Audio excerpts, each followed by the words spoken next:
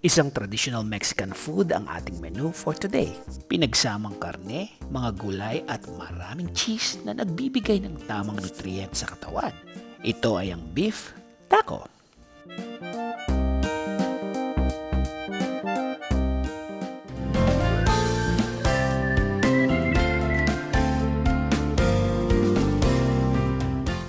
Narito ang mga sangkap na ating gagamitin.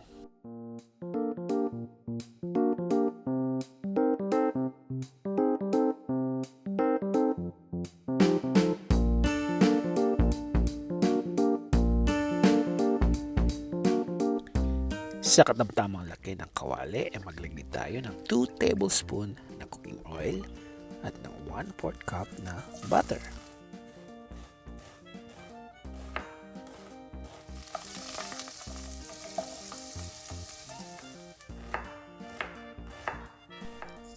Kapag malapit ng malusaw ang butter, pwede nating ilagay ang 1 big size na chopped onion.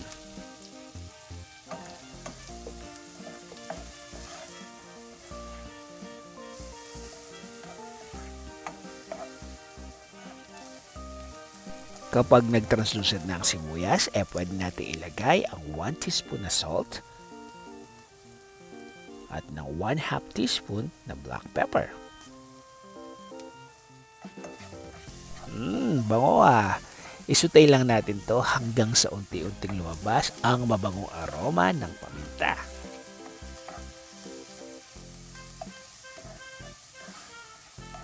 Ayan, at this time, pwede natin ilagay ang 1 kg na ground beef.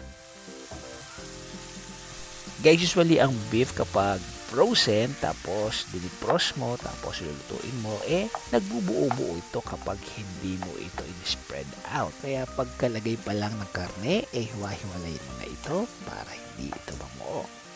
This time, isimmer muna natin ng mga 10 minutes. After a few minutes, heto na ang ating beef. Halu-haluin pa rin natin para hindi ito magbuo-buo at para maging even ang pagkakaluto nito. Takpan muli natin at hayaan natin ito mag-simmer ng another 10 minutes. Few minutes after, heto na uli ang ating karne.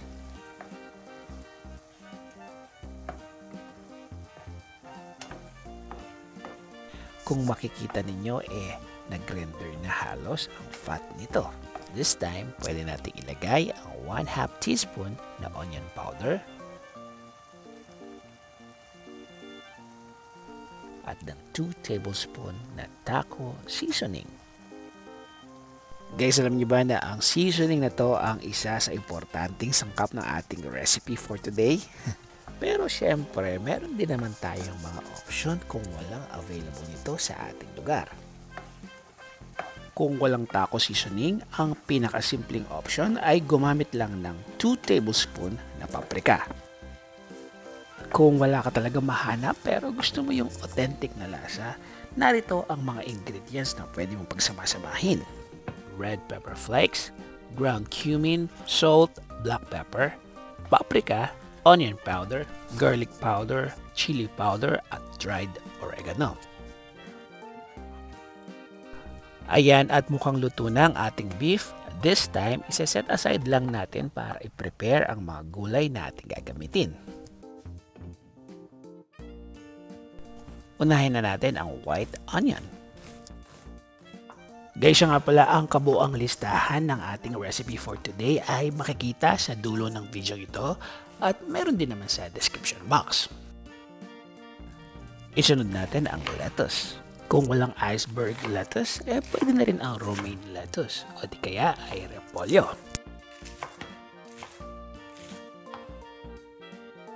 At isa sa mahalagang gulay para sa ating taco ay ang cilantro. Kung wala nito, pwede kayong gumamit ng spring onion. Guys kung kayo ay nanonood pa rin at this point, huwag niyo naman kalimutan na mag-subscribe at pakiclick niyo rin yung bell button para updated kayo sa mga latest video na aking upload. Ayan at kumpleto na ang gagamitin natin para sa taco.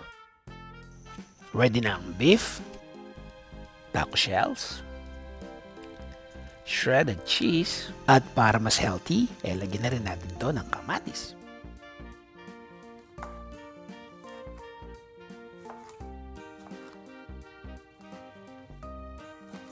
Ang pagtanggal ng buto sa kamatis ay optional lamang. Pwede din naman na hindi nyo na ito tanggalin.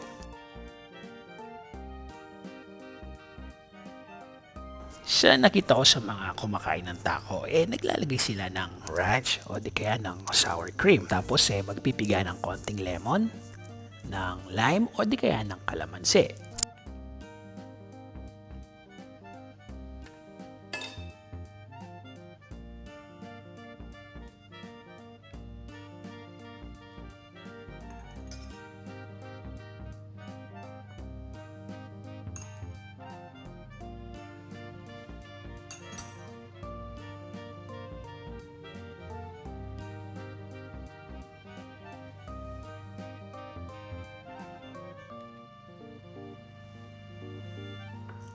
Magbudbud pa ng maraming cheese at ready to serve na ang ating beef taco.